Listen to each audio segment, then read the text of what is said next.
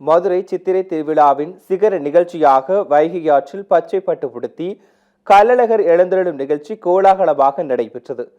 தென்னகத்தின் பெருவிழாவாக கொண்டாடப்படும் மதுரை மீனாட்சி சுந்தரேஸ்வரர் திருக்கோவில் சித்திரை திருவிழா கடந்த ஏப்ரல் 23ஆம் தேதி கொடியேற்றத்துடன் தொடங்கியது.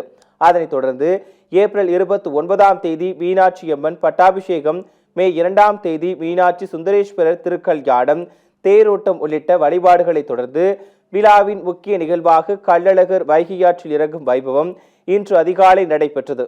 தல்லாக்குளம் அழகர் பெருமாள் கோவிலிலிருந்து தங்க குதிரை வாகனத்தில் ஆண்டாள் சூடி கொடுத்த மாலையுடன் புறப்பட்ட கள்ளழகரை வழிநெடுக தீபங்கள் ஏற்றியும் தண்ணீரை பீச்சி அடித்தும் கோவிந்தா கோஷங்கள் முழங்கியும் லட்சக்கணக்கான பக்தர்கள் வரவேற்றனர். பின்னர் கோரிப்பாளையம் அருகே வைகையாற்றில் எழுந்தருவதற்காக தங்க குதிரையில் பச்சை நிற பட்டுடுத்தி வந்த கள்ளழகரை ஸ்ரீ வீரராகவ பெருமான் வரவேற்கும் வழிபாடு நடைபெற்றது.